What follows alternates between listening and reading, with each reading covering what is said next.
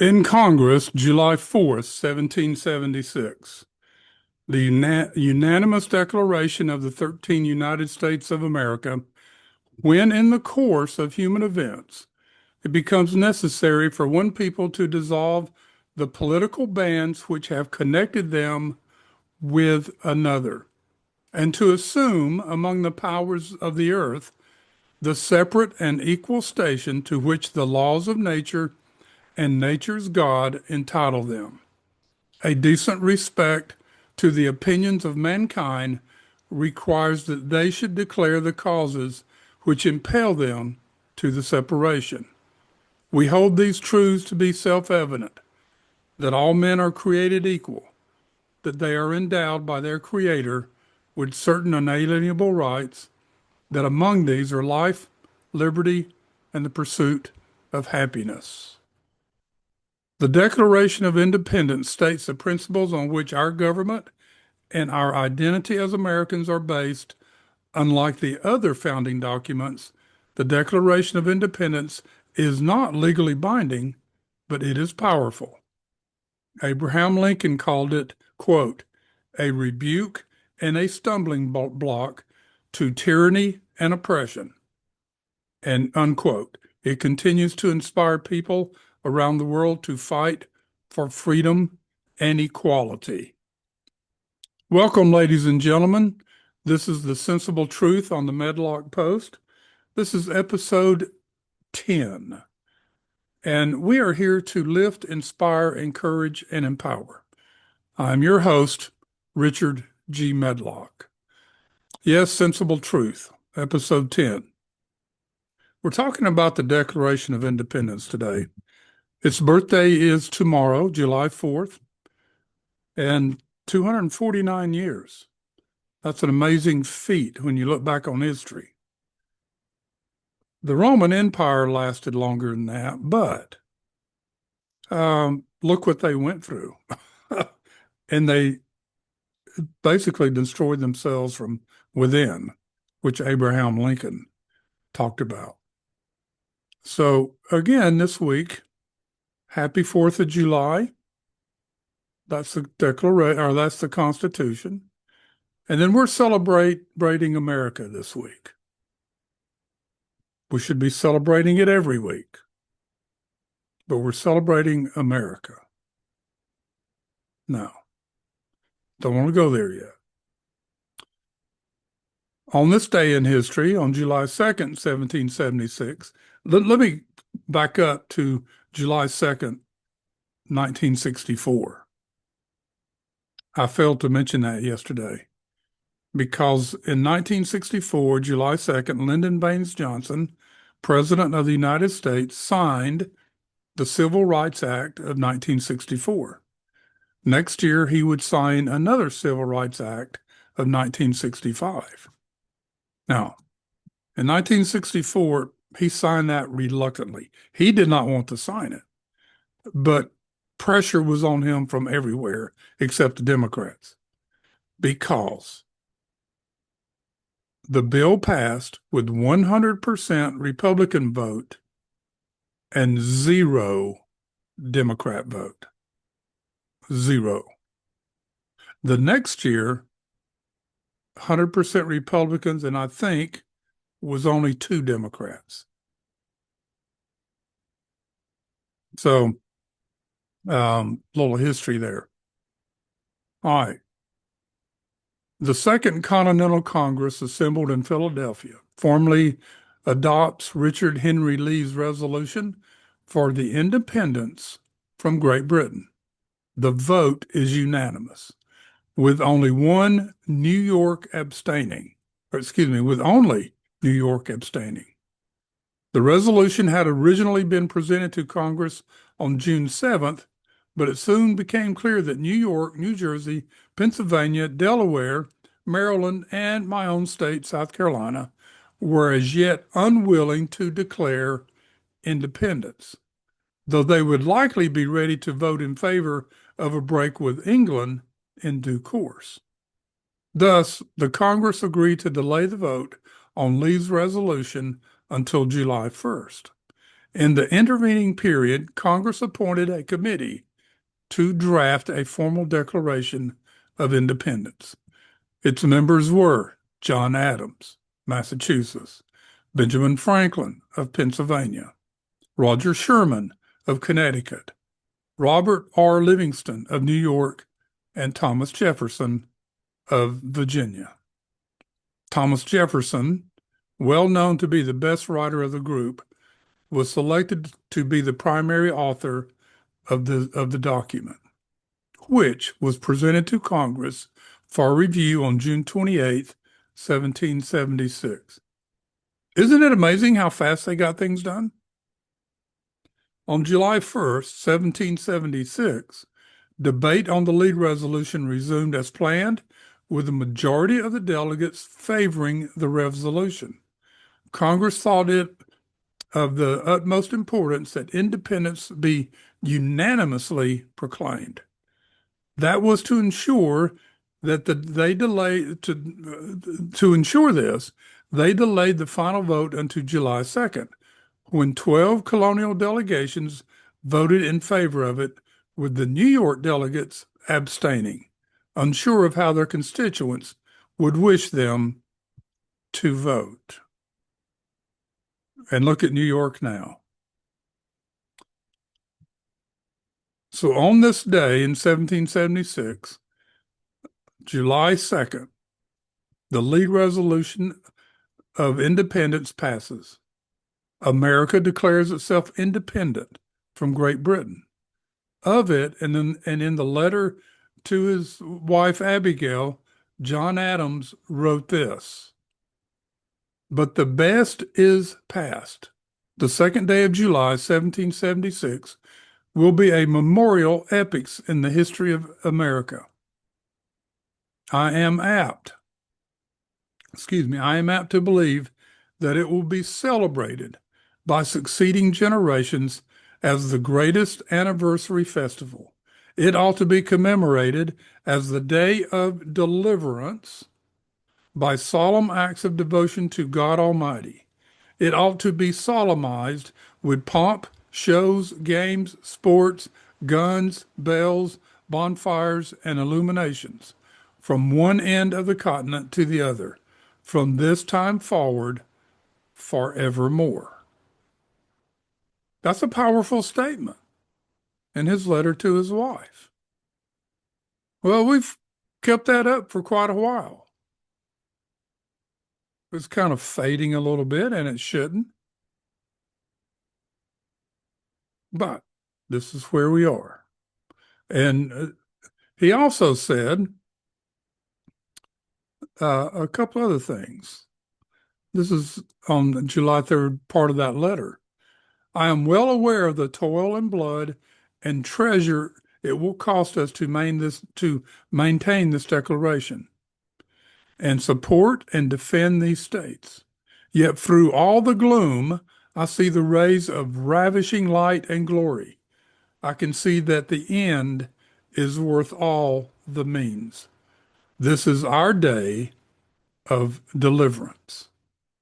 It's interesting that he uses day of deliverance, referring to the Jews being led out of Israel by Moses. This is how magnificent and how important and how big this was to them. The day of deliverance. So put things into perspective. So now we have the 8 ancient principles, the fundamental ideas of freedom. In 1776, Thomas Jefferson was given the difficult task of writing the text for the Declaration of Independence. The Declaration was the formal announcement that the American colonies were breaking from Britain. Now, they could have done this 3 years earlier, but people did not feel they had a virtuous enough society to be self-governing. The founding fathers and colonists had to work on that, and they achieved it. It took Jefferson 17 days to write this masterpiece. Most of those days were spent putting into words the ancient principles of liberty that Jefferson had been studying all of his adult life. He had been studying from different sources, different histories, collapses of governments, collapses of people, destroyed in wars. He understood this. He wanted these words to create the powerful philosophical framework for the Constitution that would be written 11 years later. They're thinking ahead. This is how Jefferson presented those principles of liberty and freedom. Self-evident truths. Sound government should be based on clear and self-evident truths that are so obvious that no one could reasonably question them. Well, we do have people in the world today that question them because they cannot accept truth. And that's what this show is about, sensible truth. Number 2, laws are of God and of nature. There are laws which all people must obey. Whether the laws come from God or from nature, they do exist, and all humans are equally connected to them. Number 3, all humans are equal. All men and women are equal in their rights, equal before the bar of justice, and equal in God's sight. Even though individual attributes and circumstances will be different for everyone, people are by nature equal in their rights. It is that simple when we look at it. Number 4, rights are unalienable. As a law of God and nature's God, human rights are universal and in every person. They may not be taken away. Other rights that are vested, supplied by the government, may be removed, but not human rights. Number 5, life, liberty, and property. Now, originally it was property. They changed it to happiness. Among the most important human rights is the right to life, the right to liberty, and the right to acquire, develop, and sell private property. Now, that's right out of John Locke and Cicero. Governments must protect rights. The most basic reason for people to organize themselves into a nation is to set up a government that will protect their rights. Governments are permitted to exist. Governments are permitted to exist. The people themselves have the right to decide how they are to be governed and by whom. Governments have no rights except those granted by the people.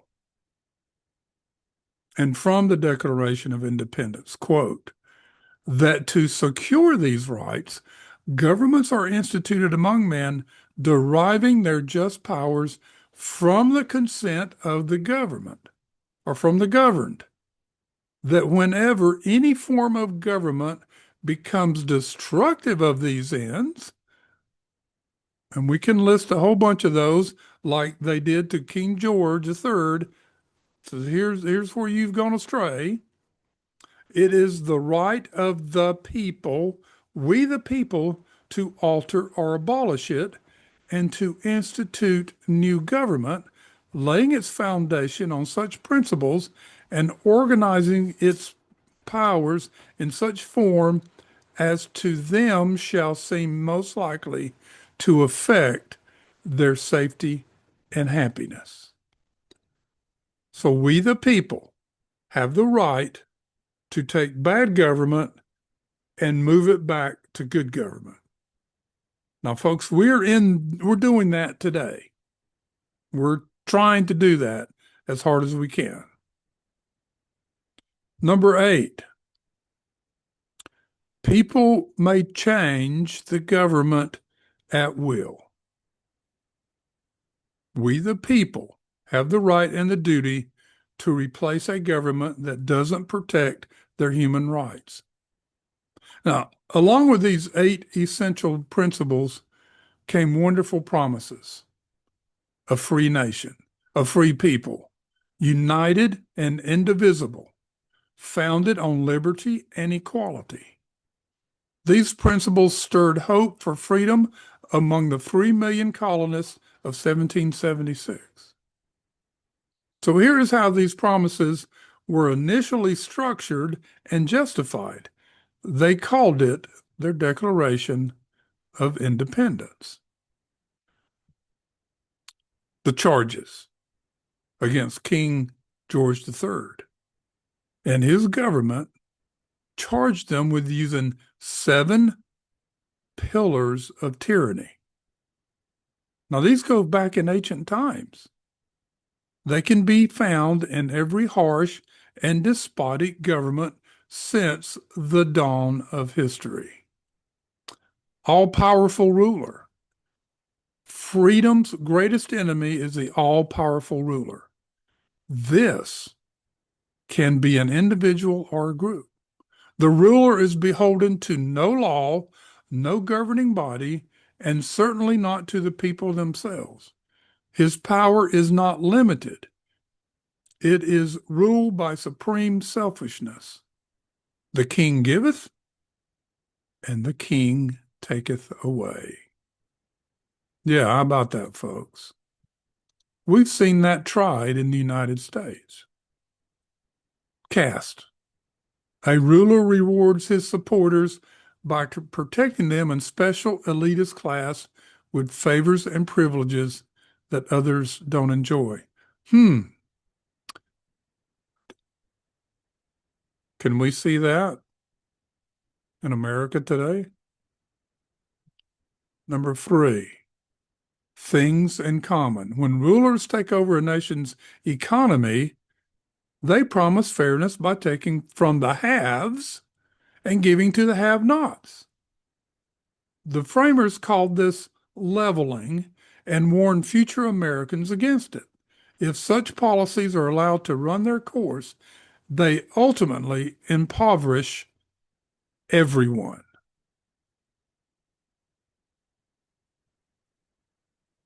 We're seeing that in America today.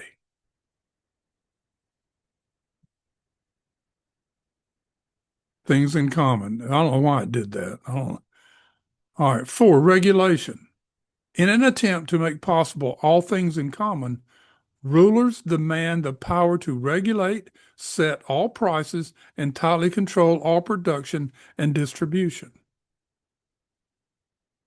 I believe there's someone running for an office in the state of New York that says this. That's what he wants to do. Number 5, force. The people don't have a choice about the ruler's command. His orders are imposed by force. Number 6, information. The ruler controls the information flow, so the people are led to believe the old way was bad and their new way is good, or will be soon. We could take this list. That would be an interesting show. Take this list and talk about what is happening in the United States. Number 7, the 7th pillar, no rights. The ruler violates the people's rights whenever they stand in the way of the goal.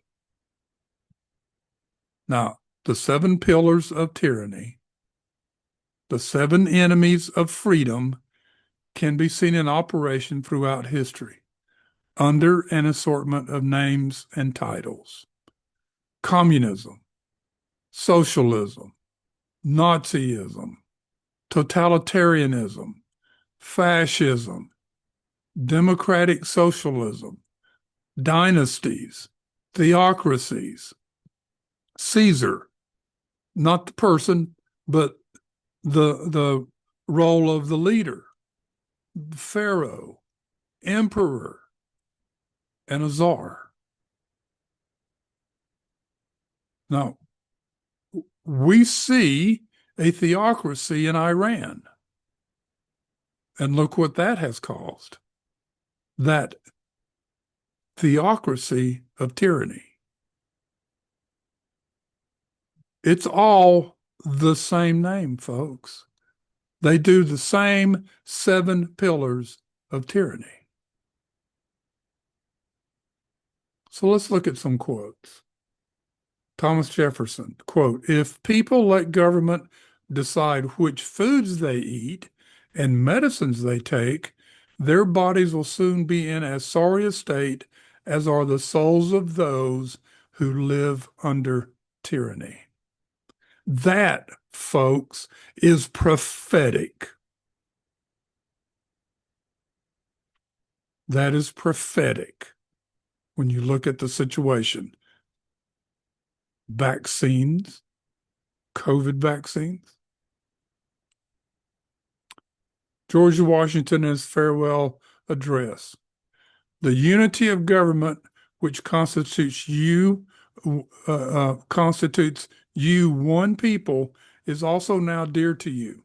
It is justly so, for it is a main pillar in the edifice of your real independence, the support of your tranquility at home, your peace abroad, of your safety, of your prosperity, of that very liberty which you so highly prize." He's saying it's up to we the people. And he further states, "The preservation of the sacred fire of liberty and the destiny of the Republican model of government," Republican model of government, "are staked on the experiment entrusted to the hands of the American people." Yes, it was an experiment. It was an experiment of freedom, unleashing the human spirit, of doing what's right. Limited government, controlled by the people. The Declaration of Independence started this and laid the groundwork for everything else that made America great. Celebrate America, ladies and gentlemen. That's who we are. We are a one people. We should be all on the same page. But sadly, these tyrannical efforts have taken a lot of root in a lot of places. And that's our fight, to put that away. Yes, I wore my same shirt today that I wore yesterday. It's appropriate. So, ladies and gentlemen, have a happy 4th of July. Remember, John Adams says we should pay devotion to our God who gave us this land, who inspired the founding fathers. Pay that devotion to God before we celebrate. And I hope we can all do that. And that is my message today.